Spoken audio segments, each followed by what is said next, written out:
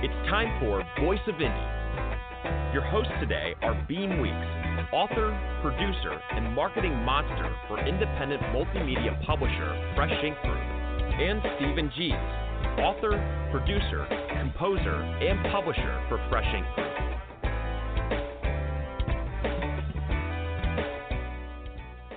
All right, welcome. Happy Wednesday, hump day to everybody. Welcome to the Voice of Indie podcast, show number 28, getting closer and closer to number 30. We'll have a celebration then. And I'm your host, Beem Weeks, and with me, as usual, is co-host Stephen Gies. How you doing tonight, Stephen? You made me laugh when you said hump day. I keep picturing the camel. Mike, what day is this? Hump day. I'm doing great. We hit 70 in Guntersville today, and it was sunny all day. It's just a beautiful day. Great day to be sitting in the waiting room at your doctor's office. Wow, we topped out at 19. 19? Hey, but yeah, it was a balmy 19. Oh, yeah. Working on your tan. So, we're monitoring Twitter. All you people out there, if you want to go over to Twitter and send a message or ask a question of today's guest or, air your political views, whatever, just put hashtag Fresh Ink Group somewhere in the body of the tweet. Doesn't matter where, beginning, middle, end, hashtag Fresh Ink Group, and then we'll see it over here on Twitter, and we'll probably read it and share your question with today's guest. Yeah, or if you want to call in, feel free to pick up the phone and dial 516-453-9902. What's that number? 516-453-9902, and we'll put you on the air. Oh, yeah. Now, when this show is over, we're going to put it in the archives like we have the first 27 episodes. This is episode 28. And every week we've been telling you about the 4 places we put them. FreshInkGroup.com. There's a tab there called Podcasts. Hard to miss. Go click on that and you'll find all of the old shows. Plus, you can go to YouTube where we post them. And StephenGies.com and BeamWeeks.com also has the episodes. But we got a little something different now. What is that, Beam? Here's the real cool thing. Not that those other places aren't cool. We're now on Spotify as well. The entire back catalog of this show, all 30 episodes, or all 28. It'll be 30 coming up here soon. They're all on Spotify. And every week when we do another one, boom, it automatically goes on Spotify. There's another place. If you're having an account with Spotify, go over there and check out each of those episodes. And help us boost these ratings. These archived ones, like at FreshInkGroup.com, those take, Beam puts those up after the show, and those take anywhere from a couple hours to it might be the next morning before he gets it up there. But Spotify, it's there right away. So right after a show is over and you're calling all your friends and saying, oh, man, you got to hear today's show. They had Marlena Smith on there. Then you go right to Spotify, and it'll be there waiting for you. The numbers are going up on our webcasts, our podcast here. We're pleased to see them. The replays at the various archive places, those numbers are slowly but surely inching up. And we're getting more and more people saying, hey, I heard about that podcast. When is it? Where is it? How do I find it? So the word is spreading a little bit. The numbers are growing. And we're going to ask you, listeners, to help us spread that word. When you see our tweets or our little promotions, Facebook, LinkedIn, Twitter, places like that, please pass them along and do spread the word. Yeah, and as Stephen just pointed out, today's guest is Marlena Smith. So, Stephen, you've got the bio. Why don't you tell us a little bit about our guest? Okay. Now, the unofficial part is we've known Marlena for a while, both of us have, and she's one of our favorite people, so we're thrilled to have her today, and it's my pleasure and honor to read her bio. Marlena Smith was born in a small town of Alabama where she continues to live today with her little family. When she's not working at the office, she can be found writing, reading, or blogging. Oh, she sounds suspicious, doesn't she? Writing has always been a major part of her life, even since grade school when she was selected to attend the Young Authors Conference in her state. That's quite an honor. Although her writing has been public through her blog for several years, she has only recently begun publishing. She has several works in progress, including a romance novel, a young adult novella, and several short thrillers. So with that, welcome to the show, Marlena. We are really glad to have you here. Thanks, guys. I'm excited to be here. All right. Yeah. Yes. As Stephen pointed out, we've known you for quite a while. In fact, we used to work together at the other place on another show. You were my backup host, and I was your backup host. So you're quite familiar with this whole podcasting thing. And I remember that interview too. That was some years ago, but I think that's when I first learned a lot about Marlena. That was a good interview. So a little bit of luck, we'll have another good interview today. Yeah. Okay. So Marlena, is there anything you'd like to add to your bio there, or did Stephen cover that? That's pretty much the gist of it. I always tell people I like to think of myself as a creative soul, just because I'm kind of all over the spectrum when it comes to creativity and art and writing and everything. Yeah. As a matter of fact, I'm not sure if it's still on there. On our bio for the Voice of Indie Twitter account, it even mentions that we creative souls are some of the people we're trying to reach: writers, musicians, authors, or artists, and creative souls.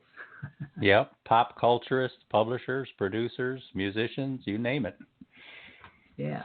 So now it's a good category to be in. Yeah, we're talking about your creativity, but one of the things that has impressed me about you, Marlena, over the years is the opposite of the creativity, that organization. I've always admired how good you are at managing things, putting together things for clubs and handling all of the administrative aspects of stuff. And that's not easy to do, and that's something a whole lot of creative people are just downright bad at.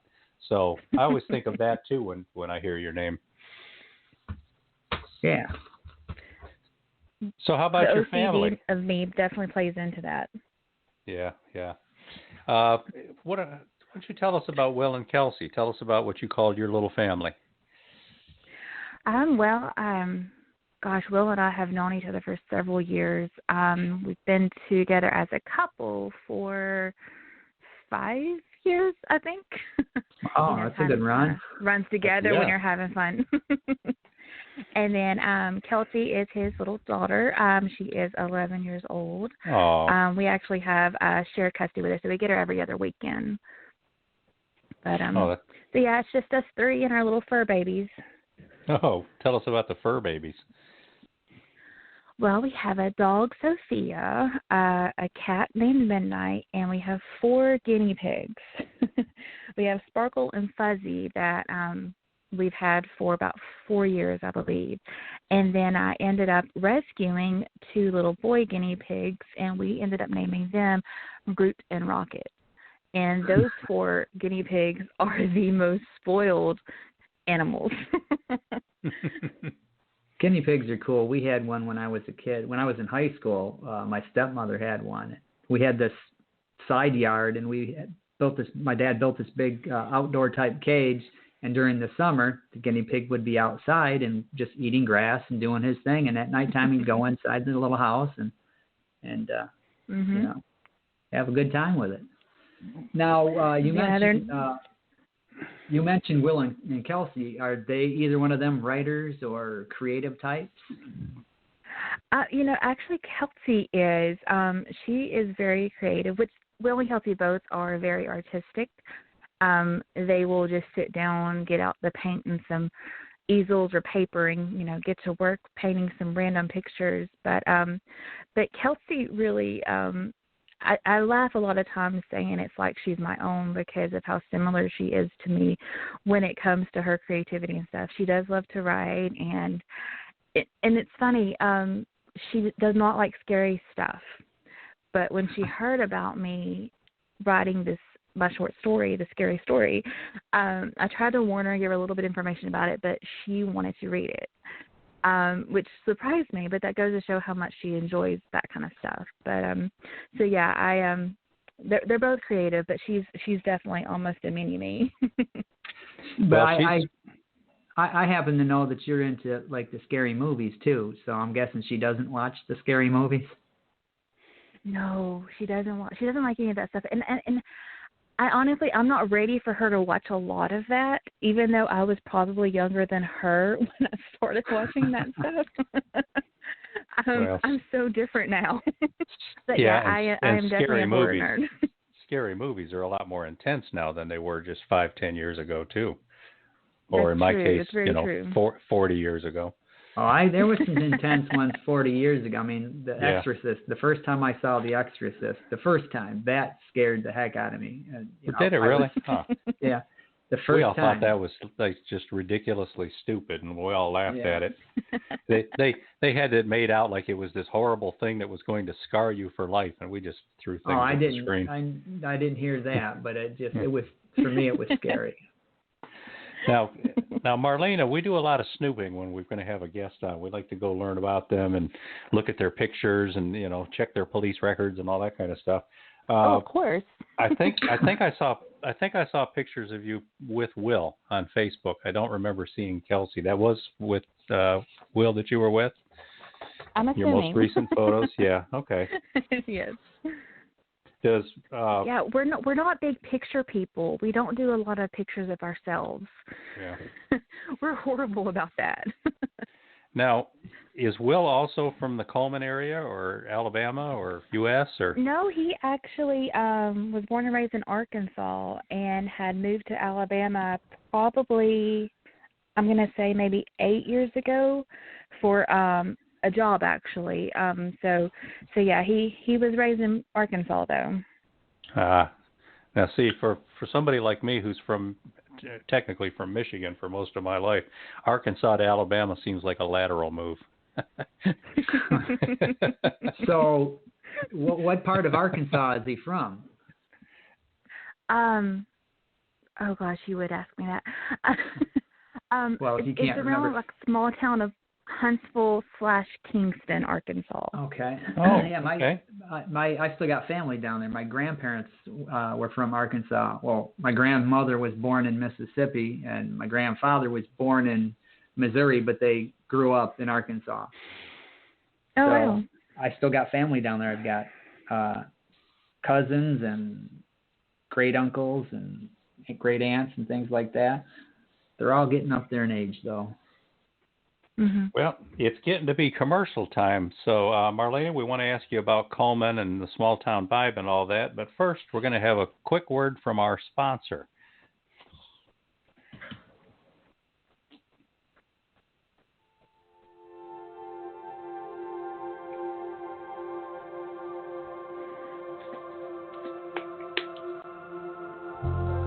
Multimedia publisher Fresh Ink Group is now producing audiobooks and video books. Publish your book and discover great books by Fresh Ink Group authors, always available in hardcover, softcover, and all ebook formats, and now expanding into audio and video books. Fresh Ink Group. Just wait till you hear what's next.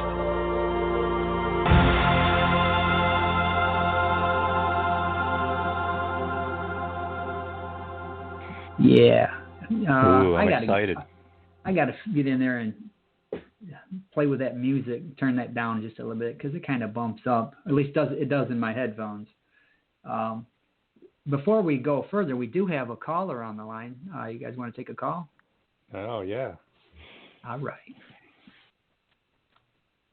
Hello, caller. You are on the air. What is your name and where are you calling from? Are you talking to me, Dr. Burrell? Yes. Dr. Helen, we're talking to you. How you doing? Listen, I want to hear about the book. Let's bio more books. Well, I want to support we'll get there. The writers. We're getting there. Okay.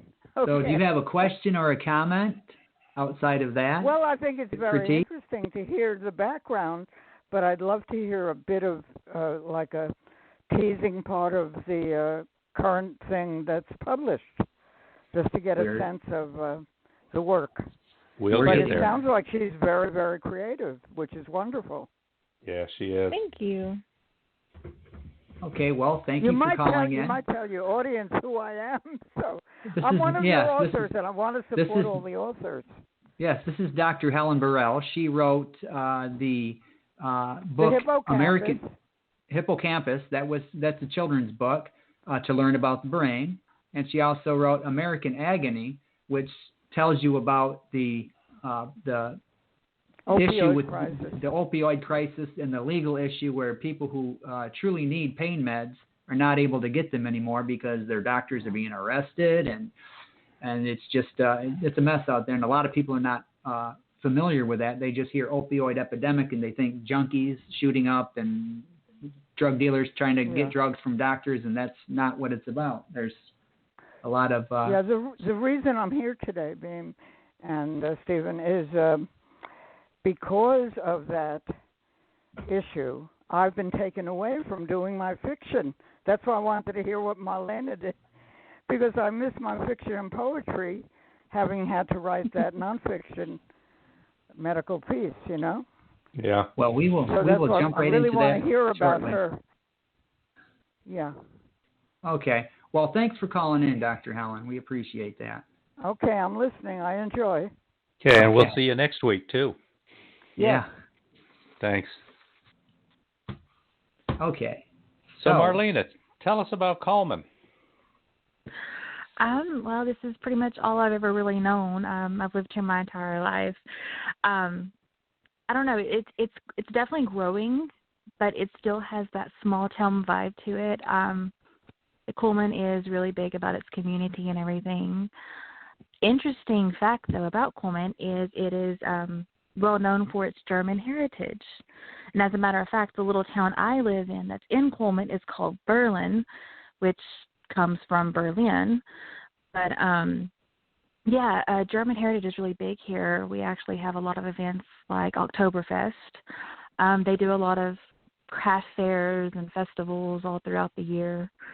But like I said, it's the biggest thing to me is just it's got that small town vibe to it.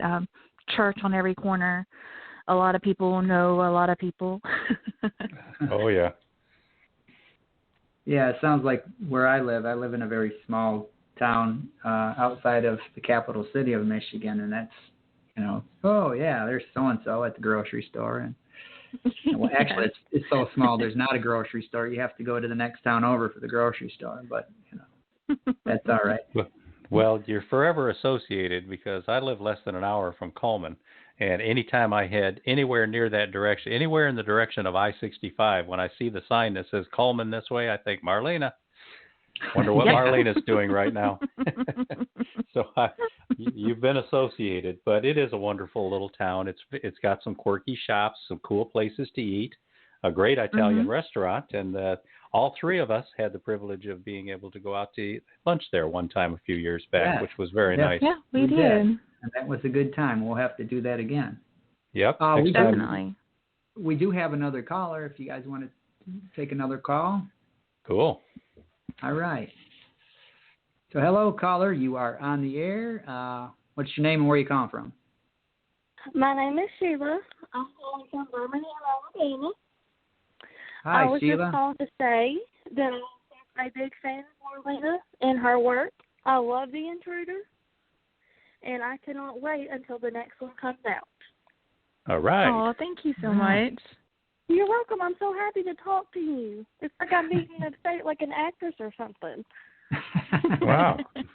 And your endorsement of The Intruder kind of sounds like a 5-star review in the making, too. Make sure you get over every place you can and post those reviews, too. That helps Marlena a lot. Definitely. So when's the next one coming? I don't know. That's a good answer. I'm working on it. So I've got several different ones in the working. So hopefully I'll have something out in the next maybe month. I'm hoping. Are they all going to be scary? I actually do a lot of lovey-dovey stuff. So the scary one kind of surprised me. But I do have a couple of other scary story ideas. So that's definitely going to be more of those too. Yeah, Are they going to be romance. based on like actual events that have happened, or just out of nowhere? No, pretty much out of nowhere. They're very random. I have really, really vivid dreams. Well, I have for the last couple of years. I've had really vivid dreams. So a lot of times I pull my story ideas from those. But for the most part, they are completely fiction. They definitely come out of nowhere. Okay. Well, I just wanted to say that I'm such a big fan, and I'm just ready for the next one. Great. Thank you so much. Yeah, thanks for calling in. Thanks for calling in, thanks Sheila. for taking my call. Okay. Now, you did say I want to say something here real quick. When she asked, when's the next one coming out, and you said, I don't know, that's the perfect answer. I'm telling you, because I'm working on a story right now that I had intended on having out by Thanksgiving, and it's nowhere near that. And it's because it's a work in progress. And to put these dates on them, you find yourself rushing, and it cheapens the story when you rush it. And so when it's done, it's done. And that's when it's going to come out. So that's a great idea to say, I don't know. Simple as that. Yeah, you're exactly right. That, or could be any day now. Make sure you get over there and check every day. So, Marlena, what kind of jobs have you held over the years? Right now you're with Ruskin Packaging, but you've held some other kinds of positions as well? Yeah, right now I am at Ruskin. I've been there for about 3.5 years. It's a box manufacturing plant. I do kind of a multi-job, I guess, there. It involves quality, but also customer service, and then, of course, daily office duties and stuff. One of my favorite jobs I've ever held was probably the front desk manager of a hotel here in Coleman. That job was really neat. I've worked there for just under a year, and honestly, the only reason I left is because they didn't offer benefits. So I was really sad to leave. But that, for me, that job played a lot into my love of people watching. Not in the creepy sense, in the writer sense. I got to meet a lot of neat people and made some friends along the way. Working in a hotel, you see people that you're only going to see one time, and then you see people that you see like once a month and stuff. So I got to meet a lot of interesting people, and so that was really neat. Like I said, that's probably one of my favorite jobs I've ever had. But most of the jobs I've had have been some type of office administration work. So that's kind of where my organization comes from. Is that's always been part of my experience. Yeah. So hobbies. We know your work now. How about hobbies? Do you collect baseball cards, butterflies? I wish I could collect butterflies. I love butterflies. I've heard she's a stalker. I heard she trains boxers. Oh no, she makes boxers. Yes, to both of those. Well, we know you like photography because we've seen some of your photographs. Very impressive. Thank you. I do love photography. I guess that's kind of always been a part of me too. Is just, and it's not necessarily people. I've done that for some friends. I've taken like family portraits and stuff, but I really like taking pictures of nature and like old buildings and abandoned places. That's stuff that's really neat to me. Yes. Mm-hmm. I watched a lot of those videos of that on YouTube, the abandoned houses and things like that. And there's some really cool stuff out there. Yes. Yeah, we've got a road, Highway 79, that runs from here toward Birmingham that's got like 30 or 40 old abandoned buildings. And I mean old and really bad shape, just beautiful potential photography subjects. And I keep thinking, man, someday I'm just going to take a day and just drive down that road and just take pictures of all of these. But in North Alabama, everywhere you go, you see those old abandoned buildings, and you see a fair amount of rusty old trailers that have been abandoned too. And they're very photogenic. They really are. Yeah. So in this part of Alabama, surely you've got something to do with the water, going out on the lake or fishing, boating. Yes, we actually got a boat maybe, I guess, about 2 years ago. And, I didn't realize it before, but apparently I'm totally a lake girl. I love being out on the water. We do a little bit of, we do fishing, and then we also have, like, the tubes and stuff to pull. So no matter what we're doing, even if we're just riding around the boat, I love it. really relaxing. And I can kind of get lost in the nature of it all, being surrounded by the water and the trees and all the fancy houses, of course. So what's one this, of the go ahead, Stephen. I started to say one of the things I like about being out on the lake here too. It's our two lakes are joined because they're part of the Tennessee River. There's just a dam and a lock between them. But one of the things I like is the longer you stay out there, everything keeps changing. The sky changes, the colors change, the light, the way the lighting comes through the trees and everything. And I can just sit out there and just look at that stuff for hours. It's so beautiful. Yes, you're exactly right. So what's this about boating your way into urgent care? What happened there? Well, we were on the water with some friends, and I believe, I want to say it was Kelsey. She was actually on the tube, and I was kind of sitting in the front to help, I guess, kind of even out the weight of the boat itself. So, of course, Will was hitting waves and everything to try and, toss Kelsey around. And there was a very large cooler on the opposite side of me. And he hit one just right. And somehow that cooler managed to slide up against me. And where my hand was, it smashed my hand between the seat, like the hard piece of the boat between that and the cooler. So, I ended up having to go to urgent care and get an x-ray. Luckily, it was not broke. It was not broke. Right. but it was a little scary. Usually it's always an adventure. Yeah. Usually you go out on the lakes around here and wind up in urgent care. It's a fish hook lodged somewhere where it shouldn't be.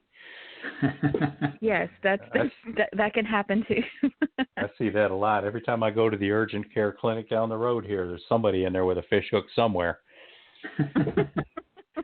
Man, what the heck you guys doing down there? So I think it's about time for another commercial here, Beem. What do you think? All right.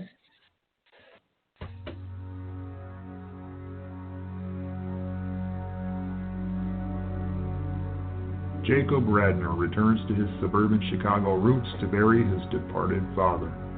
The family is all there, except for older brother Kevin.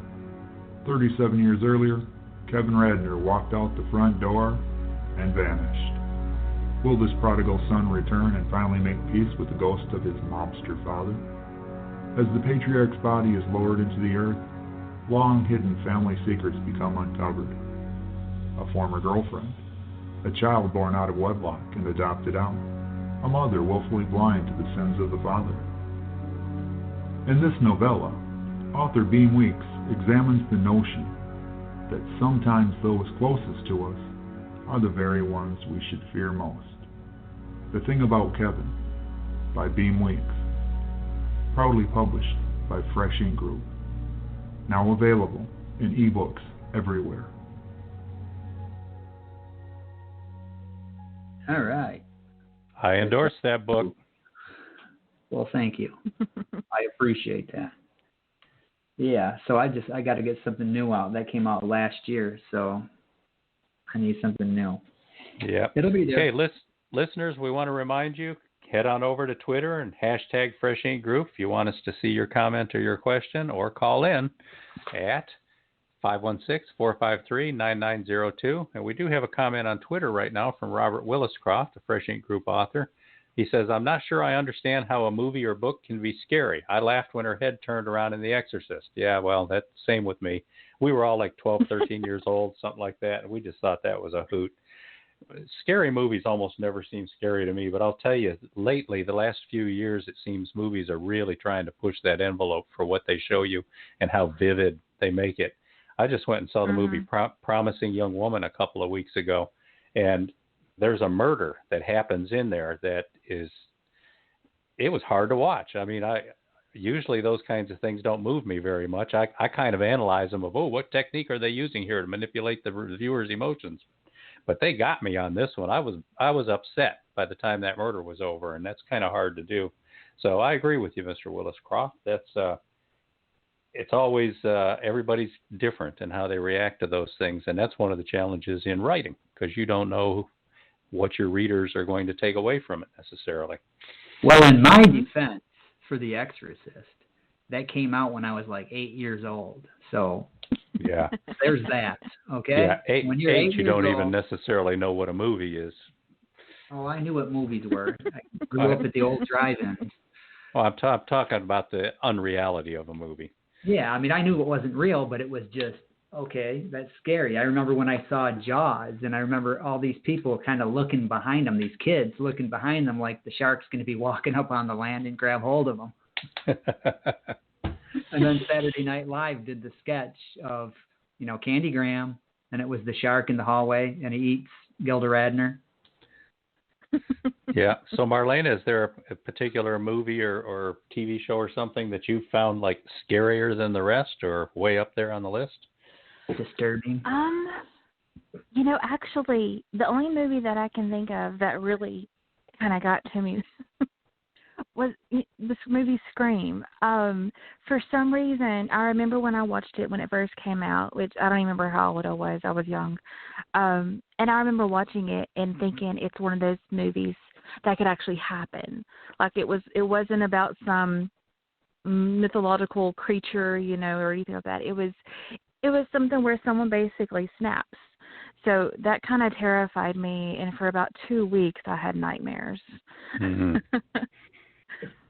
Well, they did. They accomplished what they wanted. Yeah, I remember that movie. I mean, wasn't that the one with Drew Barrymore?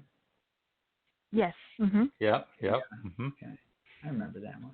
But honestly, some of these scary movies that are very popular, I don't get it. I really don't. Like I went and saw Blair Witch Project, and I spent the entire movie thinking, surely, at some point this thing is going to get scary or serious or anything less than just stupid. And it didn't. It never did. And I think it was like a week after that I saw that Cloverleaf, whatever that thing was, and that one was almost as stupid as Blair Witch. After Blair Witch, I wanted my time refunded. Yeah, exactly. They call that a found footage film. And it's like, well, they need to lose that footage. Well, they did it right, though. For like a month leading up to that movie, they advertised the heck out of it and made everyone think it was going to be legit. It was real footage, They played it really well on that aspect of it. It was marketing genius. The movie was definitely a letdown. Yeah. and I'll give them credit in that it was I think $17,000 to make the film, and it made over $200 million. So I mean, there's that. Robert Williscroft has on Twitter. He said, "Scary is meeting a hungry Humboldt squid at 1,000 feet." So I've there never you go. done that. I haven't either. I've been in a cloud of squid. Like 100,000 of them when they come up out of the deep, and you're doing a night dive, and all of a sudden that's all you can see. But those are the little 6 to 8 inch ones. I had that happen to me one time with 10,000 jellyfish, and that was no fun at all. But 1,000 feet, that's Mr. Williscroft's territory. I was a wreck diver. Yeah. 130, 140 feet was about my limit. Okay, so let's get into why we're here. Marlena, what got you into writing, and how long have you been doing this? Oh, wow. The earliest memory I have is second grade.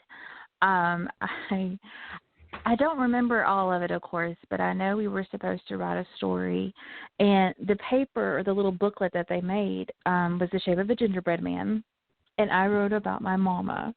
And that, I don't even know how or why, but myself, along with another student, were selected to go to the Young Authors Conference for Alabama. And I remember my mom taking me. And it kind of just started there. I mean, of course, I've had encouragement from the family, all my family, extended family, and many friends over the years and everything. And it's just, I don't know, writing's just always kind of been there. It's always been an outlet for me. And, I've dabbled in poetry. I've done the journal entries and, of course, the fiction writing. I don't even know if y'all remember the old printers where all the paper was, I don't even know what it's called, but the paper was like connected and it had the little dot perforated matrix thingy. Yes. Yeah. Yep. I have a story still that I printed off on one of those printers. So that kind of gives you an idea of how long I've been writing. I'll bet MS-DOS was running just, that machine. Yes. So yeah, I guess it's just always kind of been a part of me, and like I said, I've had a lot of encouragement since the young age and everything. So it's just something I've always had a passion for. It makes a huge difference encouraging kids at that age too, because it becomes a part of their self-esteem and their self-identity. It's like, okay, that's something I can do. That's something I'm good at. That's how I'm going to start seeing myself from now on. And doing that with kids is just, it's so important. All kids need to be told they're good at something, and be encouraged to follow that. Yeah, definitely. I remember being, third grade was my teacher in third grade. She was really into teaching us about writing and telling stories, and that's what got me into it. 7, 8 years old, and write a short story, and then she reads it and comes over and talks to me. This is really good.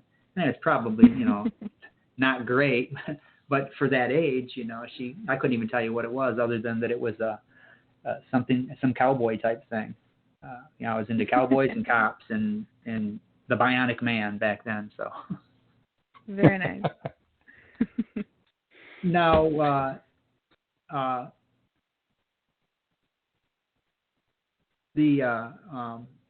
when I'm grasping for something here, we know that you're also into not just the writing aspect. You're into cover design. So you design book covers. Did you design the book cover for The Intruder? I did. Well, because that's a cool I guess cover. that's kind of how it started. Thank you. I had a friend tell me about the website Canva. So I got on there and started playing around with some cover ideas for the stuff that I was working on.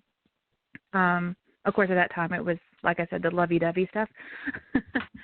So I played around with it, and then, before I knew it, hours had passed. And so I'd come up with all these different ideas, and of course, I don't have that many story ideas. They're not ones that would fit those covers. So I decided, hey, why not help fellow writers and see if they can use one of my covers. Now, on The Intruder, the great thing about Canva is it has so many options of templates and free photos and all this stuff. So part of The Intruder was actually already a template on Canva.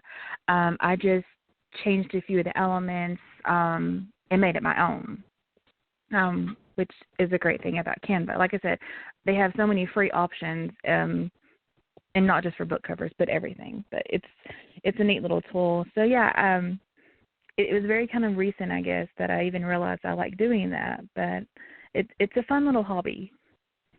Yeah, and you're showing a lot of talent at it too, and it's also, your service is very affordable. I noticed over on your website you have some pre-made covers where you just need to put in their titles and their bylines and stuff, and there's some very nice things there for $25. Is that right? Yeah. Thank you. Yes. Yeah. Well, that's a good deal. Quite a deal. That's an extreme deal. Yeah, because most images, like if you want to use a photo on a book cover, the licensing for the photo alone costs more than $25. So we want to encourage that, Marlena. You're showing a lot of talent at it. You're offering something that a lot of people could use, and you're making it affordable for them. So, gee, you sound like a Fresh Ink Group member there. Yeah, and the cover for The Intruder, like I said, it's a really cool cover. And the thing about it is, when you're over on Twitter, it really stands out. There's a starkness to it, and that's always a good thing. It's eye-catching. Yeah. So let's throw another commercial in here, just to break the continuity, if nothing else. This one is about Princess Lil. We interviewed that author, Nell Cooper, a couple of weeks ago, and during the show we promised we would make her a trailer, and we did. We did it the very next day, and she's been very happy with it, getting lots of feedback, she says, that's very positive, and she's enjoying it. So we're going to listen to just the audio portion of that trailer, but remind our listeners, all of these commercials, you can go over to YouTube and find the actual video that goes with the trailer as well. Princess Lil is a sad pony. Her little girl grew up and went away. Now Lil is in a scary place with lots of mean ponies. A fun furry farm cat called Taffy and a nice roan horse named Pearly try to help. It even looks like Princess Lil might have a chance to cheer up special needs children too, but she is already too hurt and too sick. Princess Lil is about the differences between loyal friends and those who bully others. It shows the power of caring about ourselves and the people who look out for us. Is it too late for a sad pony in a scary place? The answer just might depend on how much we all love Princess Lil. Grab copies of Princess Lil for all the little girls in your life. Available worldwide in softcover and all ebook editions. Or you can share the audiobook as read by author Nell Cooper. Princess Lil is proudly published by Fresh Ink Group. Yeah, so go out there and grab yourself a copy. We are on live with author Marlena Smith, the author of The Intruder. And if you want to be part of the show, hashtag Fresh Ink Group on Twitter. Say hashtag Fresh Ink Group and whatever your comment or question is, and we'll get to it. Or you can call us at 516-453-9902. 516-453-9902. Now, Marlena, I mentioned your website a minute ago because I saw some book covers on there. Why don't you tell our listeners what to expect if they go looking for your website or your blog? Well, I have the title as Scribblings of a Southern Belle, which I feel is quite fitting, being from Alabama. Mm-hmm. And like you said, there are the cover designs on there and everything. My biggest thing is just the blogging and promoting fellow writers and bloggers. I've actually got to meet quite a few amazing people through my blog, with people being guests on there. There's not really much else, I guess. I mean, the main thing is the blog, and then I've got a few pictures of work that I have coming up, a few of the projects I'm working on. And you have had some guest bloggers on there, like blog tours and things like that as well? Yeah, that's kind of one of my mission is to help promote other people. I think that's really important as a writer and as a blogger. We're kind of all in this together. So I try and invite people, anybody that wants to come and, put up a post on my blog. And it's not just authors. I mean, I've got some people that they just blog for a living. They blog about their little family or their daughter and everything. So I feel like I'm kind of covered a lot of ground when it comes to the blog guests. There actually is even a tab where people can go to and sign up to be a guest, and it actually sends me an email, so that way we can connect for that. Great. And listeners, if you want to try to ask Marlena for that opportunity and you're not sure where to find it, you can contact us. There's a contact form on Fresh Ink Group, and we like hooking people up with each other, especially when they're supportive people who are trying to accomplish some positive things. Yeah, definitely. Thank you. And I subscribe to Scribblings of a Southern Belle myself, and it's I can vouch for that. It's a cool. I subscribe to a lot of cool blogs.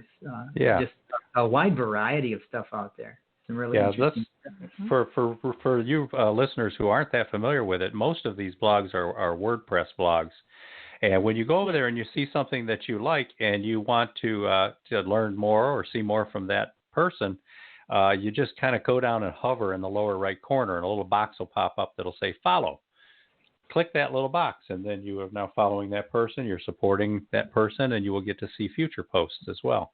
And that's definitely worth doing. All of us are always trying to look to increase our followers on our blogs. Indeed. We do have another caller, so how about we take that before we get into talking about The Intruder? Go. All right. Hello, caller. You are on the air. What's your name and where are you calling from?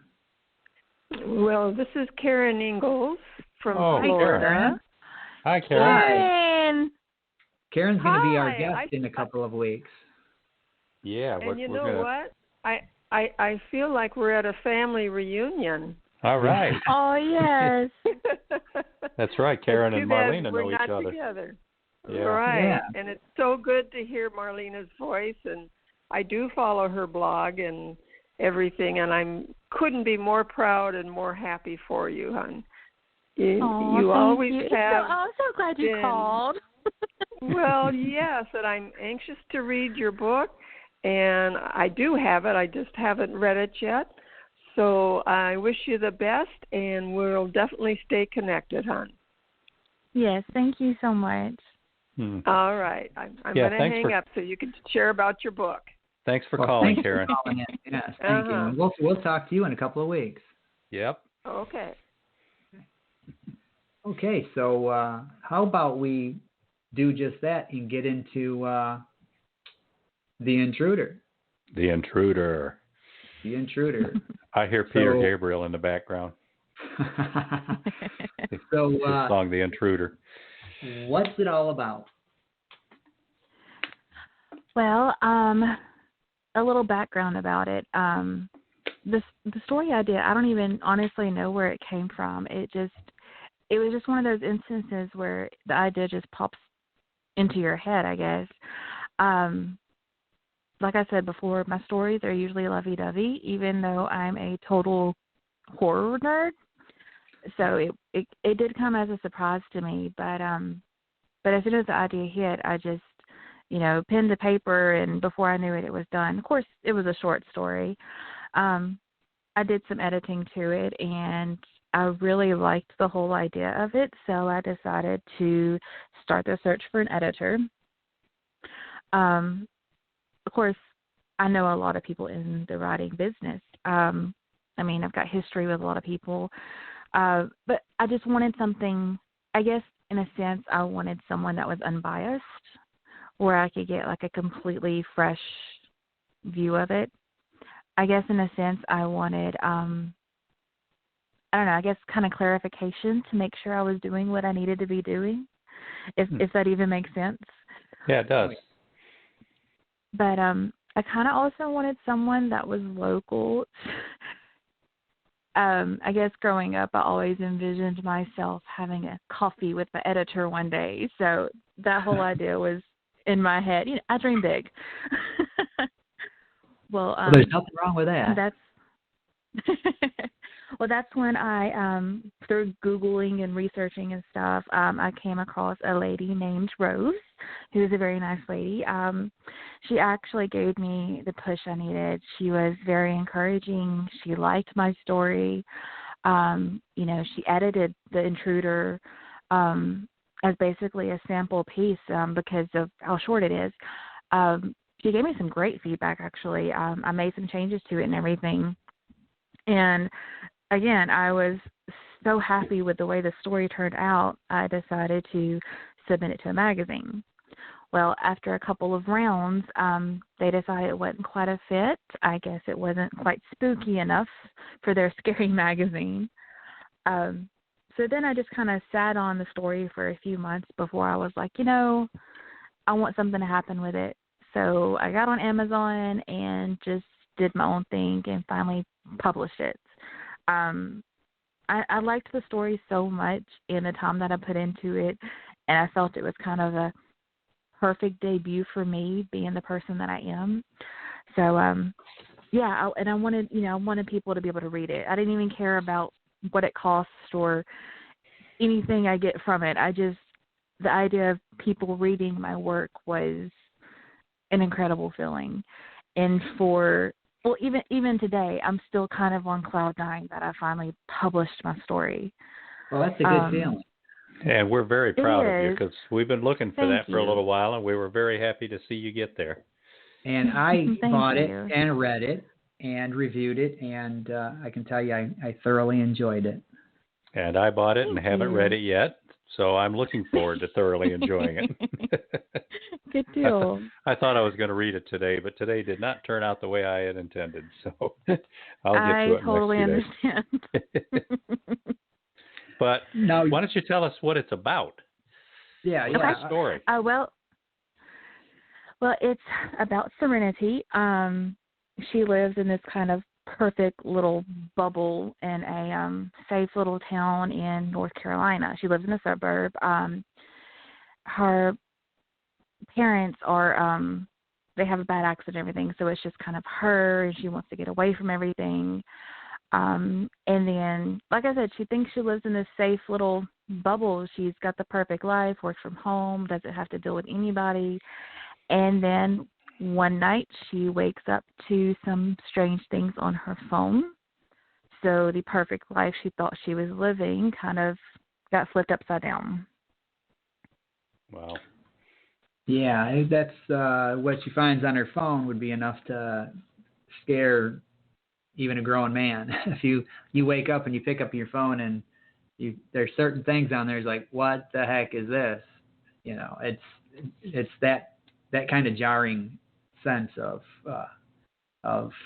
foreboding, and it's a jarring sense of where you thought you were safe, maybe you're not quite as safe as you thought you were.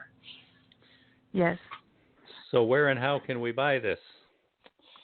It is available on Amazon. With it being such a short read, like I'm talking 10, 15 minutes. Yeah, it's a quick read. It's on Amazon. Yes, and I only did it as an ebook because I didn't feel like I didn't want to make people have to pay for such a short read because shipping's ridiculous anyway. But it is available on Amazon, like I said, as an ebook, and you can just type in my name and it pulls right up. And it's a good price, if I remember right. 99 cents. 99 cents. Can't argue with that. Yep. It's a bargain. Yep. Yeah. Well, Beem highly endorses it, and I expect to be endorsing it myself in the next couple of days. So if you don't have a copy of The Intruder, listeners, get out there and get it. That's Marlena Smith, The Intruder. So, Beem, you want to run one more commercial? Sure. Prepare to think as you explore these 19 short stories by author, composer, and producer Stephen Gies. Avoiding any single genre, this collection showcases Gies' storytelling from literary to Southern Gothic to coming of age, allegory, humor, and even fantasy, all finessed to say something about who we are and what we seek. Some of these tales have been passed around for years, others so virgin they have never known the seductive gaze of a reader's eyes. Now, you can go digital, Kindle, Nook, Kobo, iTunes, Google Play, and more, or you can keep it soft with a paperback to whip out in mixed company. Or you can really show off, be the envy of your crowd with a dust-jacketed hardcover. Fresh Ink Group is where it's coming from. Amazon and the rest are where it's at. Just point and click, and you too can feel the electric surge of the latest from Stephen Gies. So when life's currents get to pulling too hard, don't fight it. Just open the book and discover 19 new ways of going with the flow. Because now, more than ever, comes this time to float. There's 19 excellent stories in that one. I've read that one as well. Marlena, who are some of the authors, and what are some of your favorite books that have kind of shaped you as a writer as you've made this journey? Oh, well. Well, growing up, I read a lot of R.L. Stine's Goosebumps and Anne Martin's Babysitter Club books. I feel like those are kind of a stepping stone in childhood. R.L. Stein. Yeah, he sold a lot of those Goosebumps. Yeah, I have a nephew that was his favorite when he was growing up. R.L. Stein. Yeah, well, they're great books. And then, of course, from there, as I got older, I started appreciating more like Jane Austen and Nicholas Sparks, and I love poetry, so like Edgar Allan Poe and Emily Dickinson, and of course, I can't forget the indie writers. The indie books are definitely a part of my heart over the last probably 10 years. I feel like there are so many good writers and books that are considered indie, and I feel like they don't get the praise they deserve. Of course, both of y'all are included in that. Y'all are both amazing writers. Oh, thank you. Thank you. I'm trying to think of anything specific, book-wise. Of course, Jazz Baby. And then things like the Nicholas Sparks, The Walk to Remember. That is probably the only book I have ever read more than once. I'm one of those, I read it once and I'm done with it. But A Walk to Remember I did read twice. I've not read his books, but I've seen some of the movies that have been made from the books. Most of them are good. Yeah, I mean they're not really necessarily necessarily my cup of tea, but there's a couple of them that I've enjoyed. I mean, I wouldn't put them in my top 20 movies, but I've enjoyed them. So. So what are you reading right now, or next on your list? I'm trying to think of what's on my Kindle right now. I don't know. I've connected with so many people, and I have so many of their books on my Kindle right now. One of the people that pops into my head, Joyce Schneider.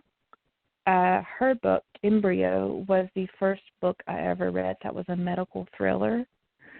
I had connected with her on a author website years ago. And, her book, that was the first one I had ever read that was like that, and I wasn't too sure about it, but I ended up loving it. She had a whole series of books for that first book, and I read all of them. So I know another series of hers is actually next on my list. I have been reading Strange Highway. I've got a little bit left in it, and then I hear that's a pretty good one. Maybe. I like it.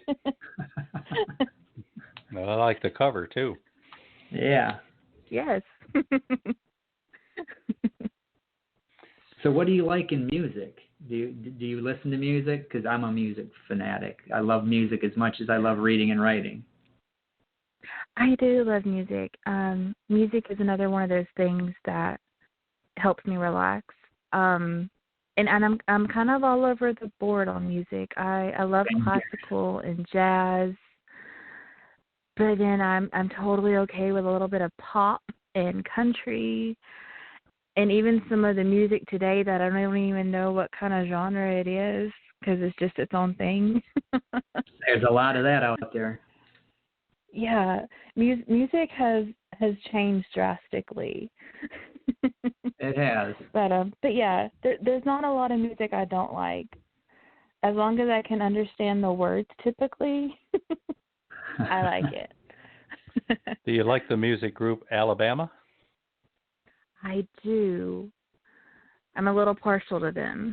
Okay. Well, we published their drummer Mark Herndon's memoir called The High Road. Yes, I know that. I think that's so awesome. Yeah, he's going to be on the show before too long. Yep. In fact, probably about 3 or 4 weeks from now, we're going to have him and country music star Leah Seawright, who is married to Mark Herndon now. But they live right now up in DeKalb County, which is about an hour from where I am, but they're building a house overlooking Tennessee River. They're going to be about 20 minutes away from me. And very nice. We mentioned some years ago that we were going to have them to the house here for a fish fry, and every time I talk to them, they say we're still looking for that fish fry. So maybe we need to get Marlena and Will and a couple other people out here and have a fish fry, and you can meet some people from Alabama and Leah Seawright too. Definitely. That would be a lot of fun. Yes. Okay, so we are about out of time. Marlena, how can people find you on social media? The two main things I'm on is Twitter and Instagram. You can find me by looking up the username Writer M. Smith. And, of course, there's my website. Again, that's scribblingsofasouthernbelle.wordpress.com. You can connect with me on any of those things. And The Intruder is available at Amazon. So get out there and pick up a copy, everybody. Everybody, yeah. Now, for next week's show, our guest is going to be G.M. Lupo.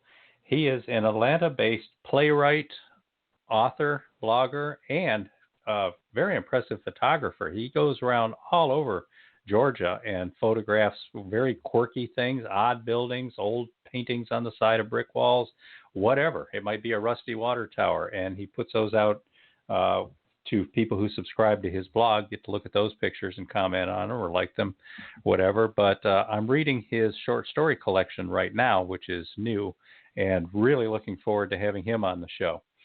And then Beem, 2 weeks after that, or the week after that. And I just want to say about GM Lupo, about his photos, I subscribe to his blog as well, and some fantastic captures on there, so you want to check that out. Tune in next week. And in 2 weeks, you heard her call in. Karen Ingalls will be on with us. Karen is a cancer survivor, and she wrote a memoir called Outshine.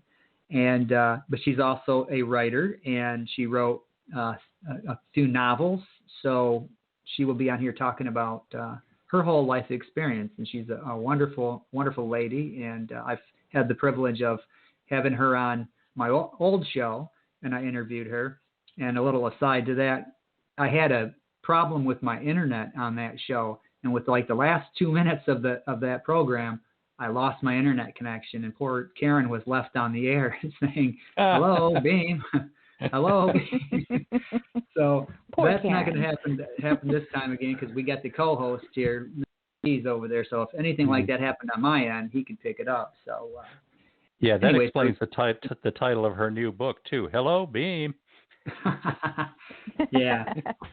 No, but you mentioned Karen does have 4 books out, but she's also putting the finishing touches right now on another book, which is in pre-production at Fresh Ink Group. We're going to be putting that book out for her. And it's a friend of hers in Florida started a program for helping autistic children. And she started with just a couple. I think it was 3 was in her first group. And she has built this up and grown it over the years, gotten a facility, hired staff, and has grown this into a wonderful, wonderful program helping many, many kids. And the story of that is the book that Karen is writing right now. And unfortunately, the woman who started all of this is having setbacks with her cancer fight, and very discouraging, some of the news that she's been getting lately. So we're really hustling to try to get this book together and put this out, do something with it while there's still a lot of time for everybody involved. Yeah. So you want to tell them where they can find the archives? Well, we've been saying it. We'll say it again. At freshinkgroup.com, hit the podcast tab, or go to YouTube and search Fresh Ink Group. It'll take you to the Fresh Ink Group channel, where we have all of these podcasts, plus some training videos, a few other things, and approximately 60 book trailers now. You can just sit and watch book trailers for a while. And make sure you subscribe when you get there. Also, StephenGees.com and BeamWeeks.com. Each of our author websites have these podcasts. But there's another place now. And now we are even on Spotify. So if you have a Spotify account, you like to listen to the music, once in a while you want to drop in and hear what's being talked about in the writing world or the music world on a podcast, up on Spotify, Voice of Indie. Yep. Now, thanks again to Marlena Smith, our guest today. Mar, it was fun talking to you, like old times almost. I thoroughly enjoyed it as well. Thank you guys so much for having me on tonight. Okay, thank you. Thank you. It's always good to kind of come on here and reminisce with old friends. So thank you for joining us. Definitely. And make cookout plans. So we'll have to get that together too. All right, we will talk to you all next week. And as Stephen said, GM Lupo, so be sure to tune in. Thanks, and bye.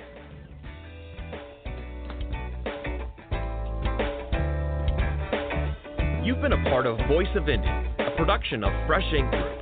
Spread the word, support our guests, then find us at freshinkgroup.com, and be sure to hashtag Fresh Ink Group.